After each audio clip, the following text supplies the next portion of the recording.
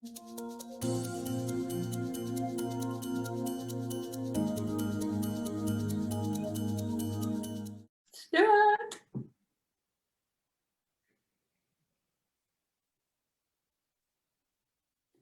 Do you have hot tea?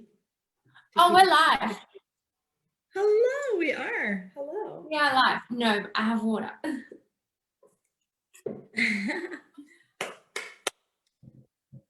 Look at that.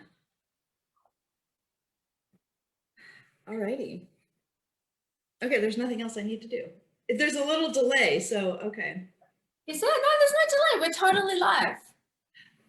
100%. Like, we're on now. We're live. 100%. Like, we're on now. We're live. Okay. There. Okay, I need to look at this screen because when I was looking at the Facebook Live, okay, it was delayed. I use my phone and then it helps a little bit. Yes, I'm going to go to. So anyway, hello everybody. I'm just sorting out my Facebook Live drama. Hello everybody. Okay, I hear myself talking like 3 seconds later. I don't. Maybe. I feel good. Here, what if I... So you don't want to have Facebook open on your laptop because you'll hear us on the laptop and we'll be talking. So close Facebook on the laptop, close the live, don't have the live opened, but then you can look it up on your phone with the sound down. There we go. There we go. Thank you. There's people. Okay, there's you guys. people. Hello. Rhonda, howdy ho.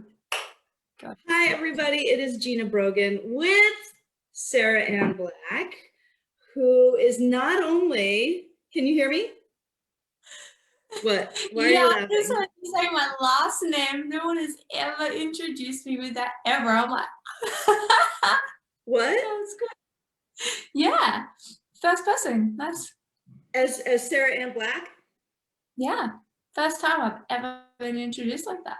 Because normally you're Sarah Ann. Mm-hmm. Well, yeah, but that's my full name. That's my name, people. Welcome, Sarah Ann Black. That is your full name, so you might as well claim it. Anyway, Sarah Ann is not only my amazing business mentor, and if you know me, you've heard me talk about Sarah Ann, but it's so much deeper than that, you guys. So Sarah Ann whooshed into my life maybe 4 or 5 months ago, and I had to work with her. And as I'm working with her, my business is growing. I'm learning from her. I'm actually doing the work, but then I'm also getting to know this human being named Sarah Ann Black. And and as a human being, I'm like, whoa, wow, you've been through some stuff and you're so young. And it really touched my heart to learn more about your stories through your posts. About your struggles with bipolar and sleep troubles and just certain challenges with anxiety, because, you know, I have a son and sort of a lot of family members who struggle with a lot of anxiety and different challenges, mental health challenges. And so I was even more blown away by who you are and what you're actually capable of doing and how much you've overcome. So I'm really excited to have you on this in my group doing this interview, because the theme in my group, in my life and anything I bring to the world is really about post-traumatic growth and giving people hope that no matter what they're going through, they actually can get to the other side. Even if they don't know how, there is life on the other side of a big, giant life challenge. So Sarah, can you tell us a little bit more about your story? Yes, I don't even know where to start. It's like something that I've shared a lot, but at the same time, there's so many ways to come at it. But essentially, I was diagnosed with bipolar and borderline personality disorder when I was 18. So a lot of my mental health challenges probably started around 15, 16. And I do connect with a lot of people who are older than me who have children who have started going through this kind of stuff around about that age. I don't know what it is with the teenage years and all the mental stuff just coming out. But I was certified crazy. I actually was legally declared mentally disabled, and I spent most of my days, every single day, having a huge mental breakdown. Like I would spend my days in the corner on the ground, shaking, crying, rocking back and forth. There was holes in all the walls at my parents' places from where my head had been through it, my hands had been through it, windows were smashed because I couldn't contain myself. And most days, unless I was drugged up on either illegal drugs, ice or coke or whatever, or prescription medications and really heavy antipsychotics and sleeping meds, if I was just in my sober state, I was almost always in this huge emotional state, and I was having breakdowns, and I would feel like I was in so much physical pain that I would be having these outbursts because my emotional pain was physically painful. And I wasn't trying to hurt myself, and I wasn't trying to hurt the people around me. I was just trying to make the fucking pain stop. And I lived like that for years, doing everything. I just started recording. I give permission. Thank you.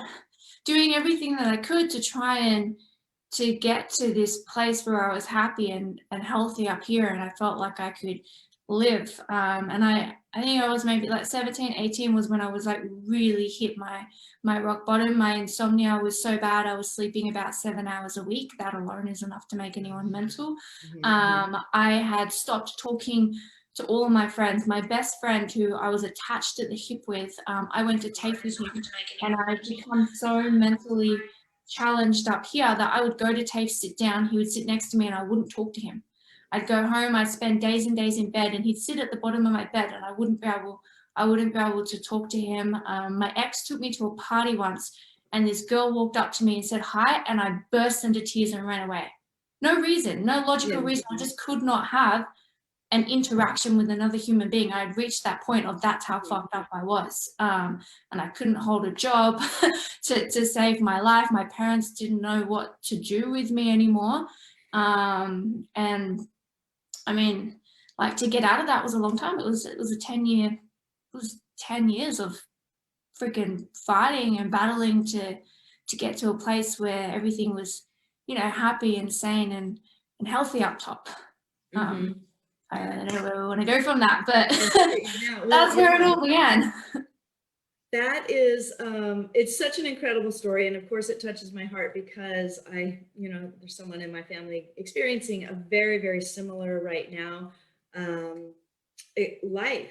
And it's quite painful to watch. And I can imagine your parents just going, what do we do with this? Just so many tears, Yeah. So was there a turning point? Like, I can go back into my story and go, boom, there's a few little turning points for me where I go, oh, I remember that thought or coming across that thing, which started, like, changed the trajectory of my life. And then little stepping stones. Was there anything like that for you?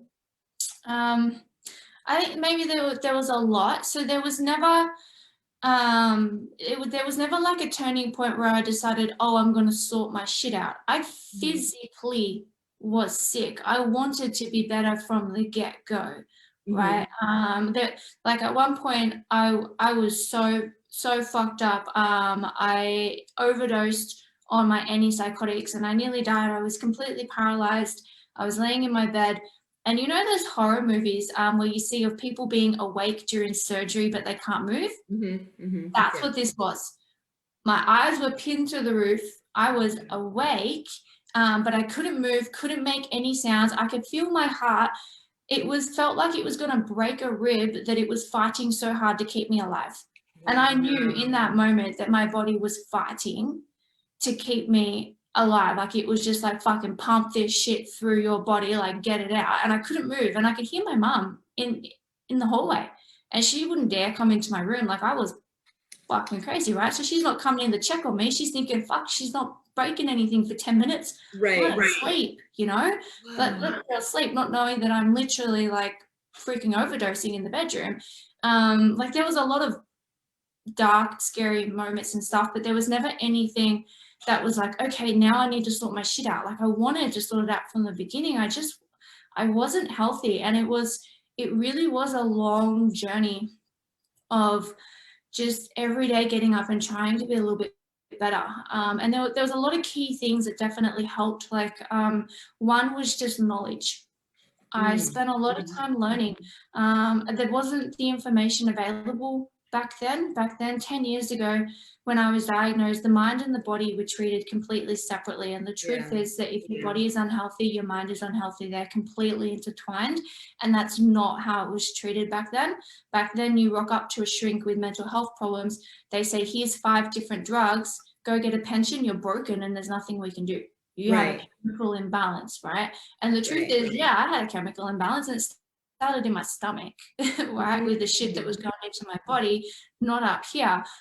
So just educating myself was one thing that was really helpful, just learning and understanding physically, psychologically, and then I guess moving into being healthier, not just up here, but physically being healthier, and then different, you know, coping techniques and stuff for how to process and deal with emotions. But there wasn't really any strong moment. Like it was for years and years, like I feel like I would take 1 step forward and 3 steps back.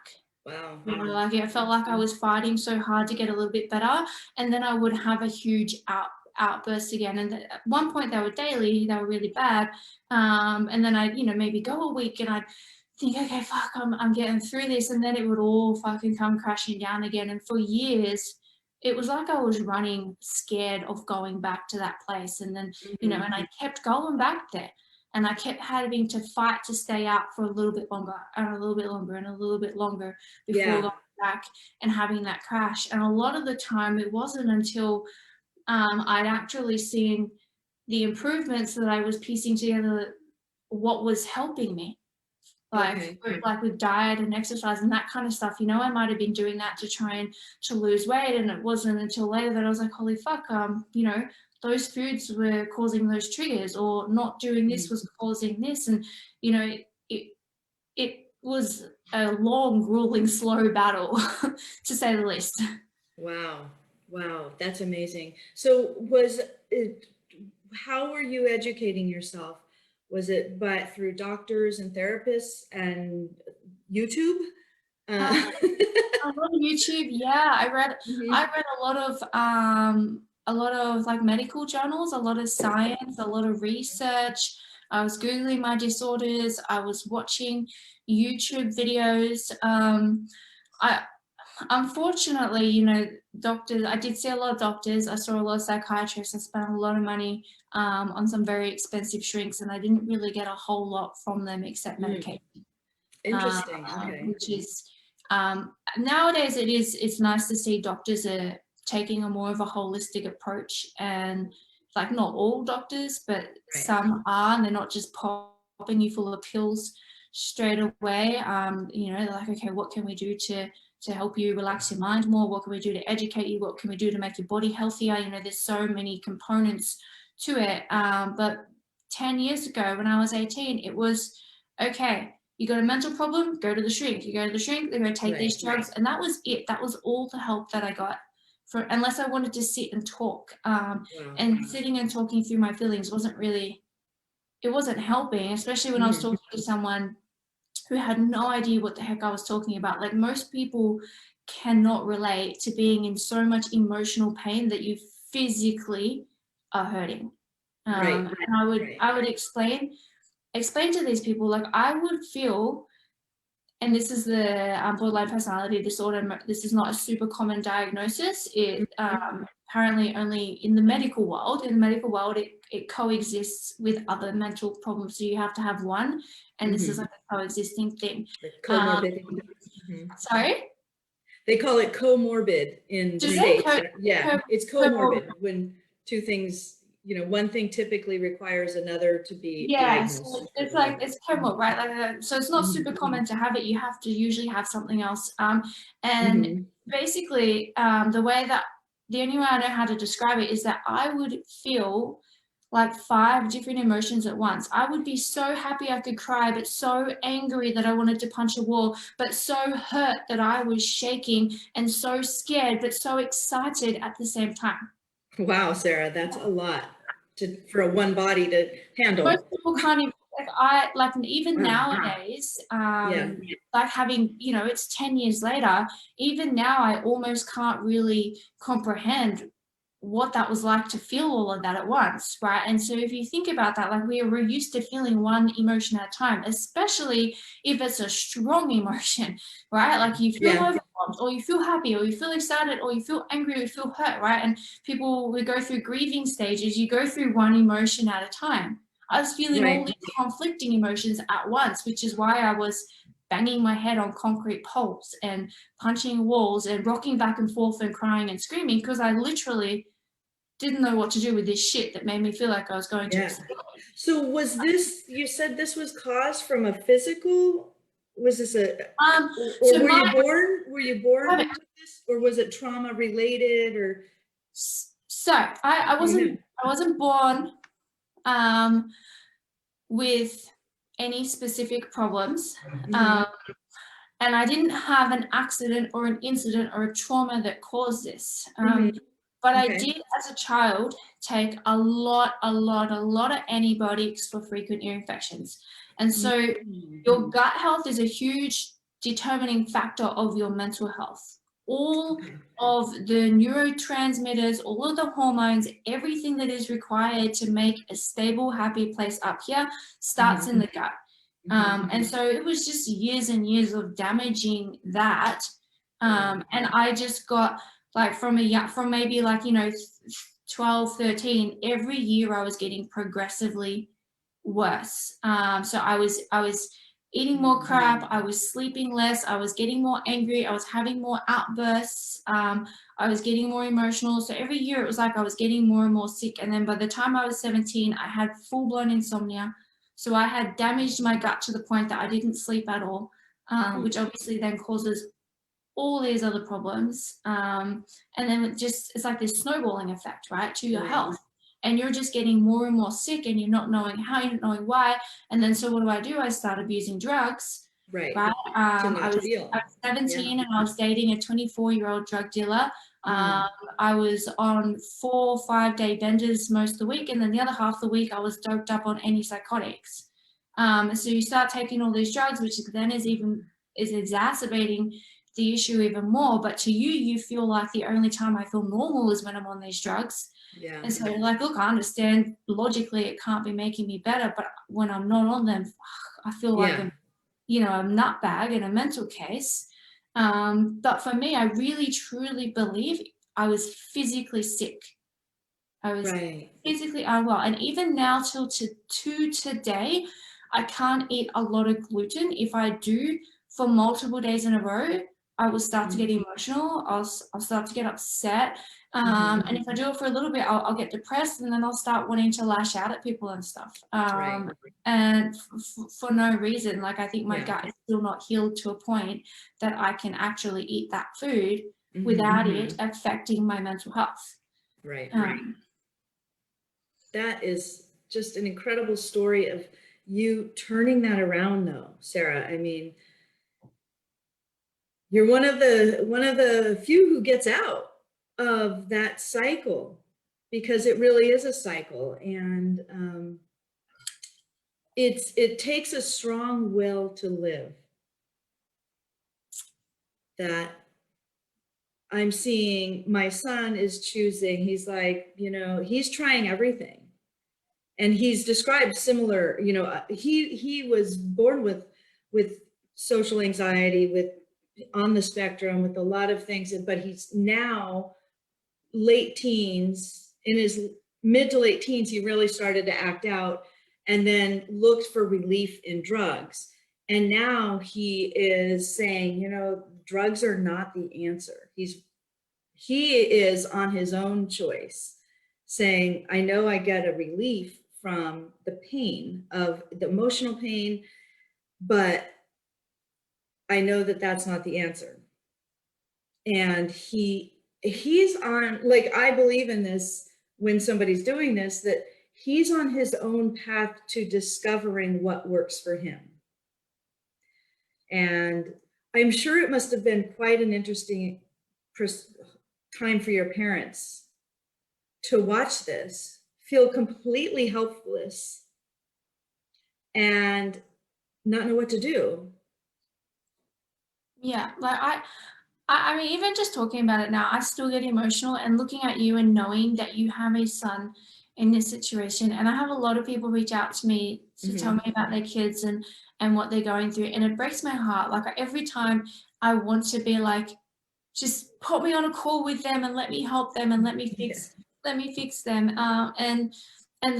And the heartbreaking part is you are right. A lot of people stay stuck in this cycle, and it gets worse and worse. And it's progressive. you need to fucking like have this deep burning desire to create something better for yourself, because there's a lot of things that you need to start saying no to, a lot of things that you need to, a lot of hard, uncomfortable feelings that you need to face, and shit that you need to go through to really get to a place where you are, you know, sound and happy. And I know people in their 40s who have been dealing with these problems for well earlier and sooner than I was, and they're still there.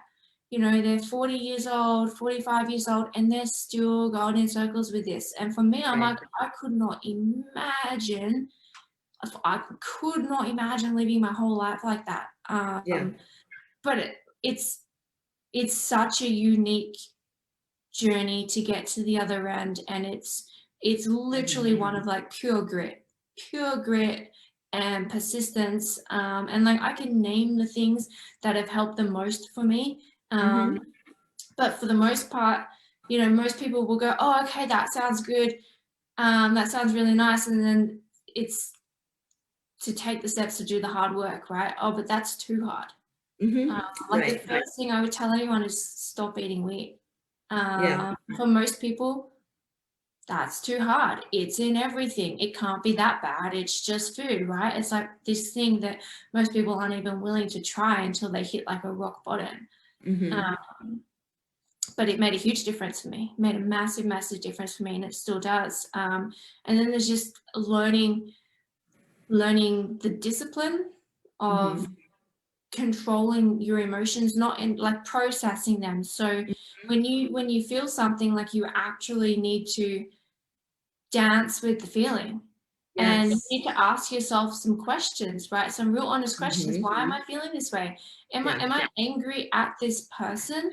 Did this person do wrong by me, or am I actually just hurting for no logical reason? Possibly for myself, a lot of my hurt, I didn't have a reason. I didn't have a traumatic childhood.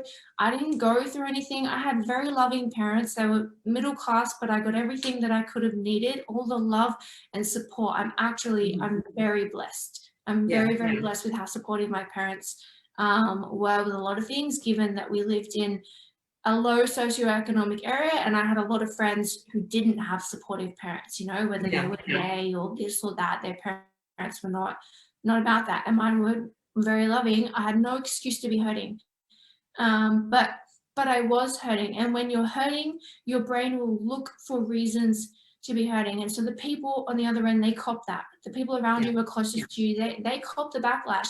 And if you don't want to have the hard conversations with yourself to admit that they don't deserve that, that's not what's actually causing the pain, then you can't move forward either. If it's always something that's happened to you, then like that's a hard thing to rein in that habit of doing that. You know, that's not easy. I couldn't agree more. That's really a big sort of theme around the things that I teach my clients. And, you know, we make other people our excuse to be happy or angry, or sad or hurt or all the things. Other people, outside circumstances are just an excuse. And when you shift from a life of victimhood, victim consciousness, to creator consciousness, you realize the good news and the bad news is I'm 100% responsible for everything that happens in my life. That was a big turnaround for me when back in 2012, I think it was, I had this big aha moment and I'm like, oh my God, I'm the one responsible for I can no longer blame my ex-husband. Or anybody for my circumstances. Therefore, I can no longer blame my ex-husband for holding me back. I am in charge. I'm driving the bus. It was such a huge revelation. And so that's one of the first things I teach people is like, okay, who's responsible here? Like, you can continue to tell yourself and be angry about and talk about everything that they're doing. Or you can say, I no longer choose to be part of that drama. I'm going to choose my vision. And you had, somehow there was something out there that you said, I'm going to hold on to something bigger. And you started to climb out of the hole. And what you just said there in regards to like being a victim, right? Like holding on to something. That maybe that was one thing that really was a conscious choice that I had to continuously make, and a shift. So with the bipolar and a borderline personality disorder, living in that state was so painful that it was painful enough to push me to get healthy. I couldn't bear the thought of living in that state. But for after quite a few years, it was around the age of, so I'm 28 now, so it was around the age of 24 when I really got good. 25 when I realized, holy fuck, I'm not gonna relapse. Like I'm actually like, fuck me, like I am becoming this person I want to be, and it's fucking good. But I was still stuck on sleeping medication. So the medication I took were antipsychotics, but I tapered down to the point that they no longer operated as an antipsychotic because they were such a small dose, but it put me to sleep.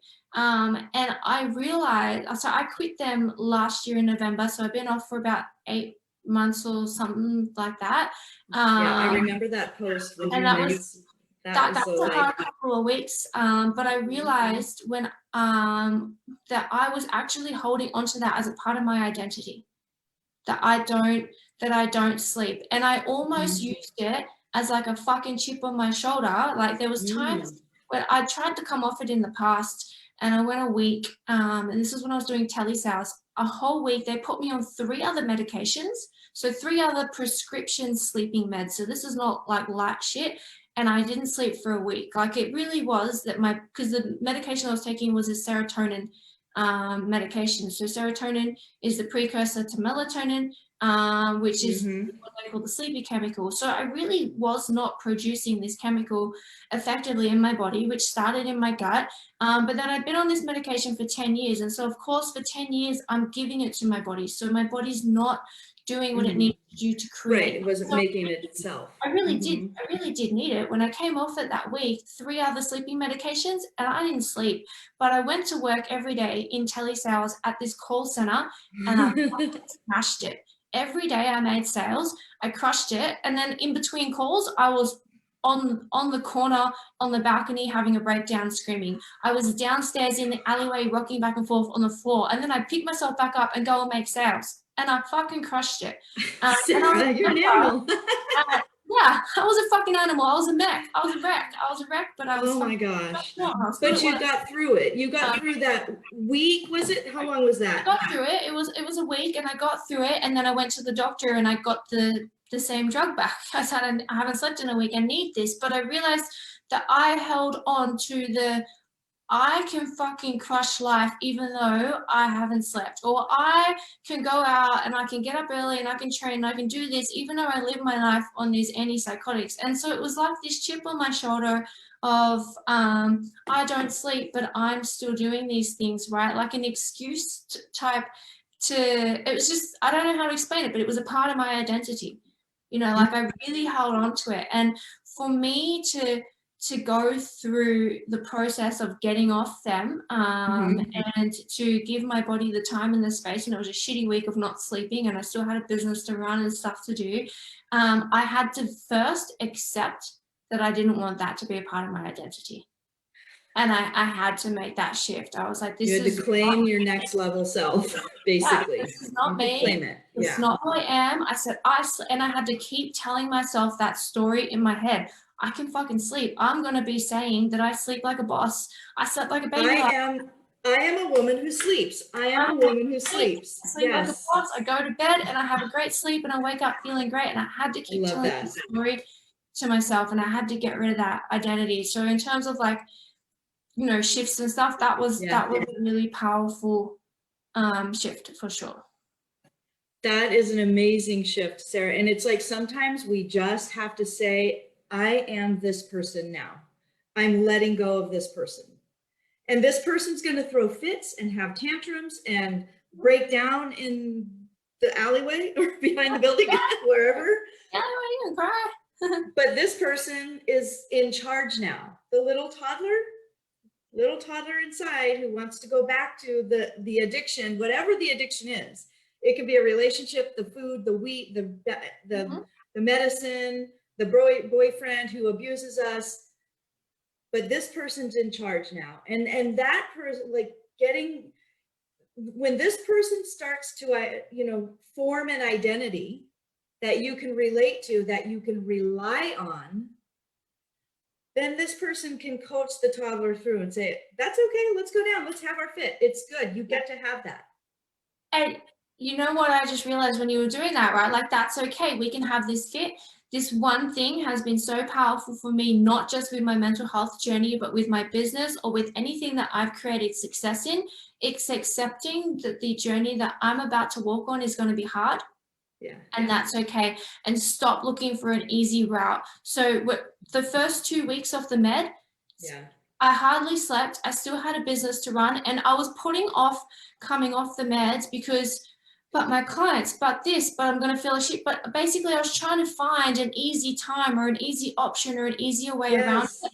And it's the same with building a business. It's the same with getting healthy, same with getting used to going back to the gym and picking up those heavy weights, is we spend so much time pussyfooting around trying to find an easy option. And I had to accept, this is going to be fucking shit. You're going to have withdrawals. You're not going to sleep. You're going to be stressed. Your life is going to suck for at least 2 weeks. Accept it. Accept it. Don't fight it anymore. Embrace it. Accept it. Let it in. I read something the other day about this chick. She was doing an ice bath, and she said the key is to not try to fight the pain, is to accept it and to welcome it. This is here.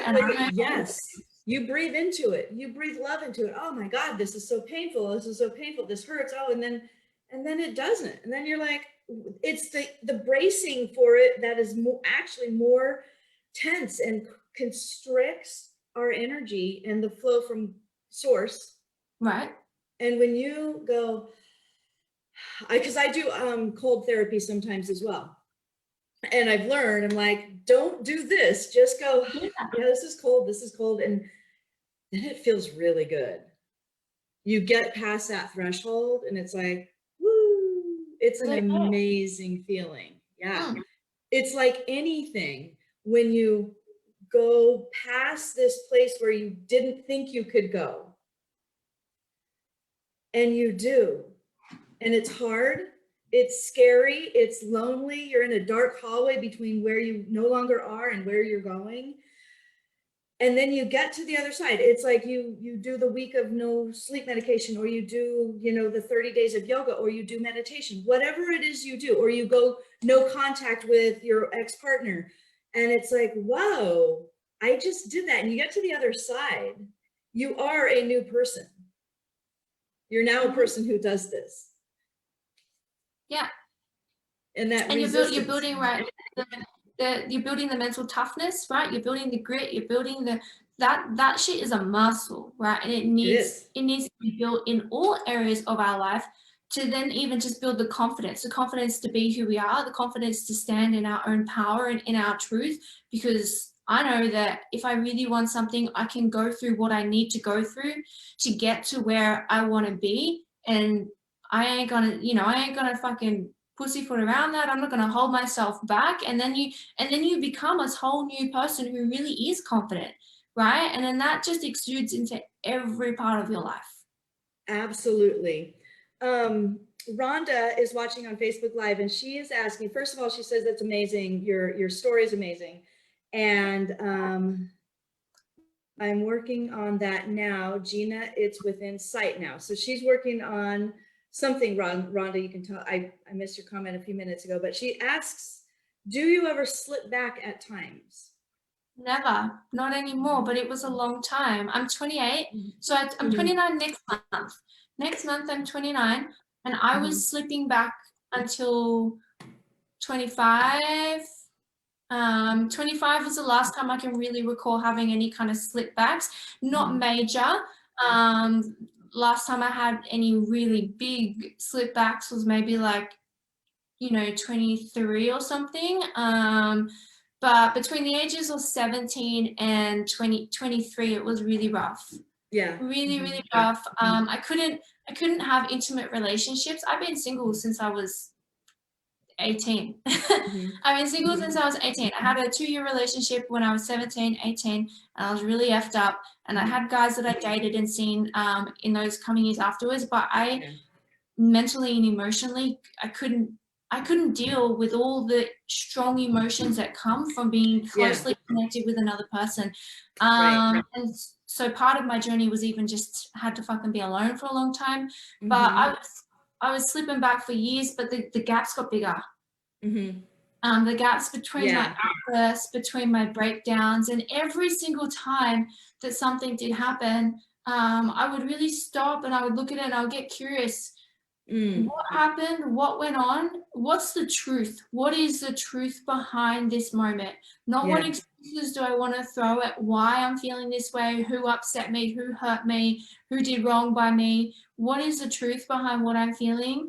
What did I do? Am I upset with myself? Am I not processing something correctly? Did I make something up? What foods have I eaten? What behaviors have I had? What exercise have I done? Like, I would ask all the questions. Right? And be real and honest with myself and figure out, like, where is this coming from? Right? What fear is driving this? When I was, I think I was 23-ish, I went backpacking by myself for a little bit, and there was a few times when I was on that journey that I was having some moments. They weren't terrible, but I would be like alone in my dorm. I didn't really want to go out and connect with anyone. And a lot of those were just driven by fear of something, right? Whether it be fear of being alone, fear of not making friends, fear of missing out on stuff. Fear of people laughing at me. And all the fears. Right, and I'd have to have all these real honest conversations, and in time, I learned what was really helping me to get healthy. And I think the reason that it's such a slow process is because a lot of it is a physical thing as well. I promise you, anyone who is watching this and is saying that I'm struggling with my mental health, I promise you, you cannot put your hand on your heart and say you are physically really, really healthy. Yeah, I agree with you, Sarah. I really agree that I think spiritual, mental, and emotional health are all connected. And if it can look on the surface, you can get away with it looking on the surface as, healthy, but you can't run. You can run, but you can't hide. And I think that that's a really good point you make. And that's why it's slow, right? So there's two aspects. The one aspect is learning to process and deal with emotions. And so in the short term, this can help you cope. And this helps anyone cope. Normal people have emotions. Normal people go through tough times. We have stress. We have relationship troubles. That's life. And normal people who learn coping mechanisms are happier in life because you move through the emotions quicker, you move on faster, and you don't turn things into a huge blowout that didn't need to, and then ruin relationships and stuff, right? You don't take things personally. You understand. So you got the coping mechanism side of things, which is going to help you to fucking get through it. But you will keep slipping back until you are healed physically. And so that's the slower part of the journey. You can't, if you have been damaging your body for 20 years, and you can be born physically not 100%, right? Like when we're born, a lot of babies born through C-section have a lot more health problems than born through vaginal birth, because yeah, so when you're born through vaginal birth, what happens is that the mum, through the pregnancy, they get all of the stuff, all the gooey stuff in the vagina, all the bacteria that needs to go in the baby in that area. And the baby gets on the way out, and they get a good dose of all the bacteria that they need in them to be healthy. When you were born through a C-section, you don't get it. I did not know that. And then obviously mum's health, diet, all kinds of things can affect the bacteria that we're born with. And then what are we fed as a kid? Did we get antibiotics at a young age, as a baby, as a kid? Did we have all that kind of stuff? So we can, from a very young age, be very physically unhealthy very quickly. And it's a snowballing thing. And so if you've been snowballing in a downward unhealthy spiral for 10 years, like my parents, your parents don't know any better, they're taking you to the doctors, you're getting more medication, it's in the long run making you worse, it's not a quick fix to turn that around. And so it's a very slow journey. And so you will have that journey to getting physically healthy. But then if you can learn the coping mechanisms, if you can learn to process your emotions, if spiritually, if you're inclined that way, if you can get connected with what's driving you and what's your purpose and what lights you up, like, and you can combine all of that, you will stretch out these periods of breakdowns until you get to the point where you actually are the person that you were striving to be. You incrementally get stronger and stronger and stronger, and it seems like a miracle when you look back, but you go, oh, I can see.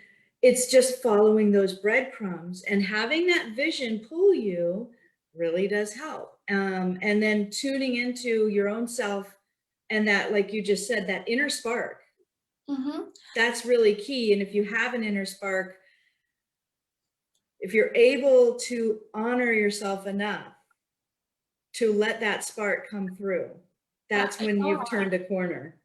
I love that you just said that, because this is like, I talk about this a lot in a sales perspective, but it's very true for anything. So there are two reasons why people are going to take action. And I'm not talking about, you know, getting up and not thinking about turning on a coffee jug or something in the morning. I'm talking about taking action to change and better your life.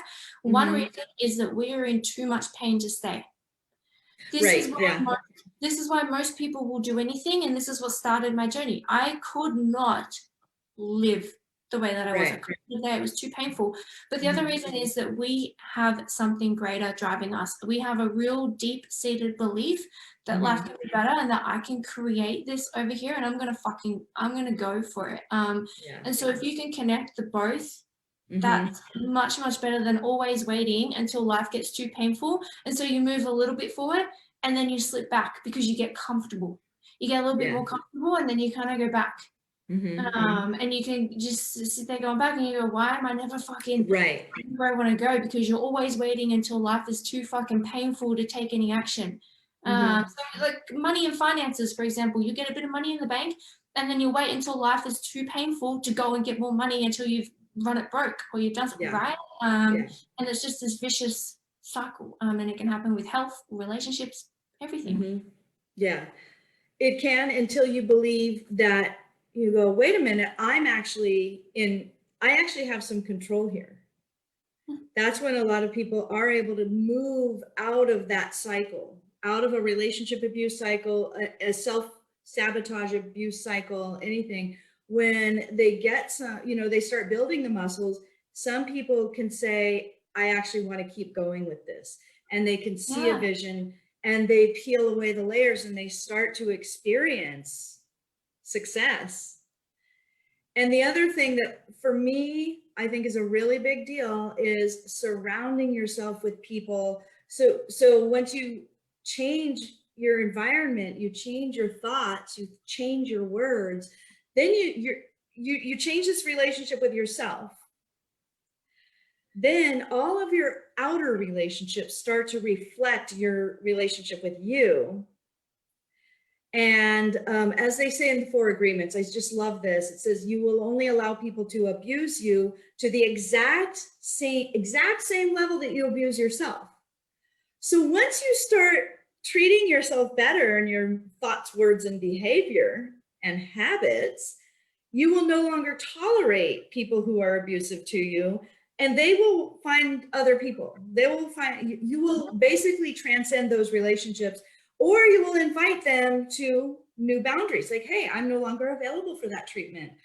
And you will invite new, healthier, happier relationships in every area of your life. So you are such a shining example of that. Like, I mean, you've changed, like you said, after that one drug dealer boyfriend, you were alone by yourself. You changed the relationship with yourself. And now your professional, your friendships, all of your other relationships are probably much happier and healthier and more stable, right? I do not have a single negative relationship in my life. And that's not to say that I haven't, even up until last year. There has been times where I've had to let go of friendships. There's been times where I've had people really close to me that it's just like it can't be anymore. And it's hard. Like, it's really hard to accept that I need to step away and I need to move away from it. But when you really do set those boundaries and you realize that I'm not available. I'm not available. I'm no longer available. I am a woman who has healthy relationships. That's a new identity. And within yourself, so there are people will bring out the positive and the negative in us, right? So you can, I'm a very emotionally happy person who has a lot of emotionally stable, happy connections and relationships. But if you invite someone who is not on that same wavelength into your life, you will see that will bring out a different side, or it is there. You need to make that choice. No, actually, I've realized this person is not good for my mental health. I'm not available to that, right? Like, even just with dating, it's a really good example, right? I'm single, I date, and as soon I get like the tiniest red flag, I won't reply to you. I'm done. I will not even try to dance the dance or walk the walk. I don't care how sexy you are, how fucking rich you are, or whatever. Like, one tiny little half a red flag, and I'm like, yeah, no, I'm not available for that. Goodbye. It's amazing. Isn't it so freeing to not like sit there and go, oh, well, he's kind of cool. He's this, he's that, and maybe, and blah, blah. No. It's so, and they actually just get better and better. Yep, the relationships get better, the friendships get better. Last year, I stopped talking to my best friend of 15 years. So I was meant to be a bridesmaid at her wedding. 15 years, I have so much love for this person. But we're walking different lights. I don't want to be around those conversations. I don't want to be around that drama. I don't want to be around people who are lying, people who are cheating, people who are sitting around bitching about other people like that. I'd grown so far away from that. And every time I allowed myself to enter that space was time that I was spending filling up my head with stuff that could have been getting filled up, right, with different voices and different conversations. And for a long time, it might be really lonely, and you're filling your head up with books and interviews and podcasts and online stuff. For a really long time, the voices in my head and the things that I was open to and conversations I was having were coming from books. Mine too. Podcasts, YouTube, books, and I literally reprogrammed my mind. And I think it's a gift when somebody's social circle starts to fade away and grow a lot smaller, because it gives them the space. You need that. To have that blank slate and to start the reprogramming. And whether it's your journal or you're listening to podcasts or interviews or whatever. And that's exactly, I had that opportunity in so many ways, and I knew I started to feel better. And I started to climb out of my hole. I mean, I was at a really dark place 10 years ago, and everything. And I can say the same as you. I don't have high conflict or drama relationships at all.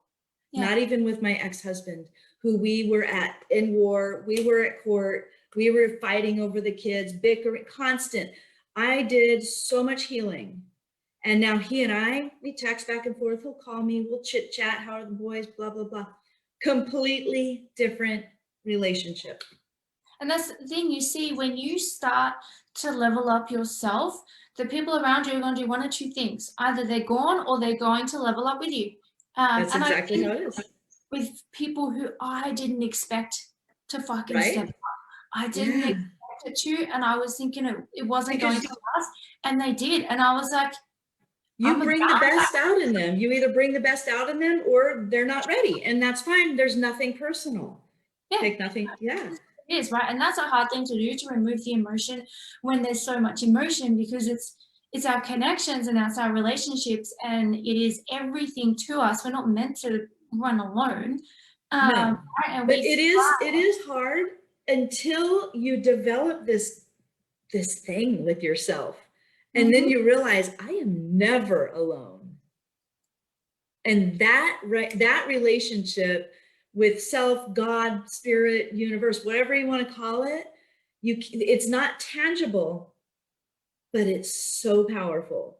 And that's when it becomes like, oh, okay, all right, they don't want to be my friend anymore. And I'm telling you, because I talk with many clients and so many women, and they're like, oh, they're losing old friendships because they were based on gossiping, drinking, their old whatever, and they're like, they just are in a different frequency. They changed the channel. And so it's such a beautiful thing. It is, it's good. And there's another thing that's slow, unfortunately. You know, it doesn't just, it's not like, hey, I'm going to be a better person and you better be one too. Like, you need to do the work and show that you've changed, and then the opportunity comes for either them to come along or to not. And it doesn't, you know, it's another long, slow thing. Rhonda, right, Gina? Oh, we unfroze. Oh, good. Okay. Rhonda says she will have to really consider diet and exercise. Yes.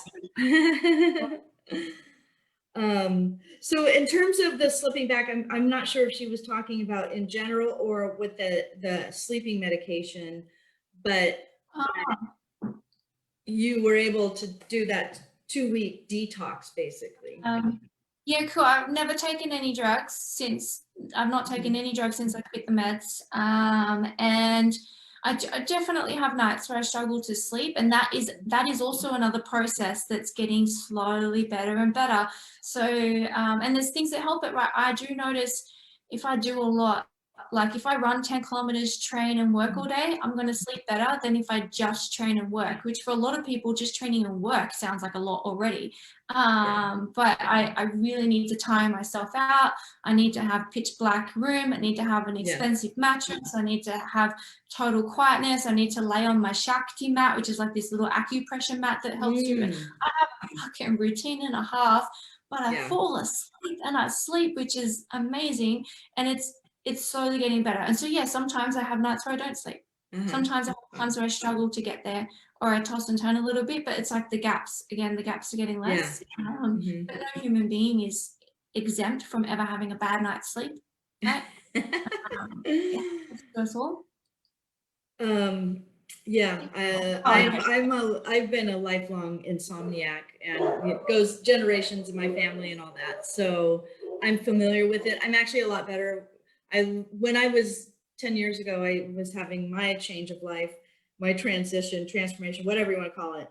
I read Arianna Huffington's sleep book and started taking, new habits, but my habits are not great. It is an area where I'm working, but I'm not super strong at. But I've also designed a life where I don't have to be up at 6 a.m. That's another one thing. Is the pain bad enough to do something about it? Yes, it's a good question. And I kind of am sort of edging into wanting to maybe get up earlier and have a more normal sleep schedule. So it's on my radar. I'm just going to say that. And it's another thing that's it's really hard. Like, it's consistency, it takes time. And heaps of people have asked me, Sarah, how did you get off the meds? I want to sleep better. And when I tell them everything that I do And all the non-negotiables that I have, they're like, oh, nah, I don't want to do that. Yeah. Sounds nice, but no. Don't have coffee after 12 o'clock. Don't do this. Don't do that. Do this. Do that. Fucking, and they're like, no, no, no. Well, you know, I would love to maybe have you share a little list of habits, maybe send it in and we'll post it in the comments here, because I bet some people may pick and choose some of those things because they're at their bottom and they want to make that change. Would you be willing to do that? I'll comment afterwards. All of it help me. My number one thing that I've loved, and it's what I didn't have it when I was coming off the meds, but the acupressure mat. Okay, that's good to know.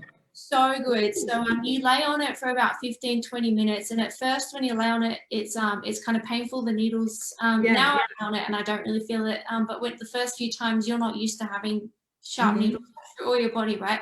Ooh, but that sounds good. After like 20 minutes, you'll feel your entire body and mind start to relax. And so if you're one of those people, so for me, obviously coming off the meds, there was I needed to physically treat my body right. I had to eat the right foods, take the right stuff so that my gut could start producing the correct hormones again. It wasn't as simple as needing to turn off and relax. There was a physical component and a mental component. So two parts, the mental component being the stress and anxiety around going to sleep that most people with insomnia have. So if you think about how stressed someone who hasn't slept without drugs in 10 years must be about not taking drugs, there's a lot of fucking anxiety there. But then there's also the physical component. For most people really, there's just a lot of stress and anxiety and mental thoughts going on that they can't calm the chatter to fall asleep. And the mat is really great at just helping you. You feel this relaxation come through your head and through your body. And I've recommended it to a few friends and they've just been like, fuck, this is awesome. Okay, I need to check this out. So get one of them. Thank you. Well, Sarah, I mean, as always, it is absolutely a joy. I cannot even tell you how much you have transformed not only my business, but as a result, my life. And I absolutely adore you, as you know. So I thank you so much for being with us. And if there's anything else you want to leave my viewers with, my audience with, I think. I don't think so. If you guys have questions about anything, I mean, feel free to comment them and I'll come back and I'll reply and hang out and I'll put my sleeping tips there. But I don't think so. Well, yes, in addition to your sleeping tips, first of all, I do want to mention, because, you know, one of the things that is a big theme for Evolution University is post-traumatic growth. What is very common with the women who come into my world is that after they've experienced trauma, they're on a healing journey. They want to share their story. They have an idea. They have a business. They want to share their success with other people. And Sarah is a very, very talented business coach, teaching people how to take their businesses and organically grow them using Facebook. Is that how you would describe it? Through building relationships, through showing up. Okay, do you want to do it in a nutshell? And so I encourage anybody who's curious, check out her free Facebook group, send her a message, hop on the phone with her, but maybe you can give a good description. Or, you know, I could not have explained that any better than how you explained that. In a nutshell, that is perfect. Hands up. But if you guys are interested in that, if you are thinking about starting a business or, you know, wondering if you could sort of go on that kind of journey, I'll put the link for my group, or you can just comment, like say group or something, and I'll send it through to you and you can just come hang out and check it out and see what it's all about and get a feel and decide if that's something you do or don't want to do. Yeah, the free trainings you do in your group are enough to get somebody started. I mean, it's just, you have so much you offer. So I'm just. Yeah, no, definitely the free. And I've had people, I had a lot of people sign paying clients and make money with my free trainings, like a lot of people. I'm not surprised. Definitely, if you want to go through, have a look and just put the feelers out and see, like, is this what you want to do? Then go for it. Amazing. Thank you so much, Sarah. I adore you. Thanks for doing this. Awesome. All right. See you, Rhonda. Bye, Rhonda. Thanks for watching. Have a good night or morning, reviewer. Right. It is 10 a.m. for you, isn't it? Yeah. Thanks, Sarah. Bye-bye.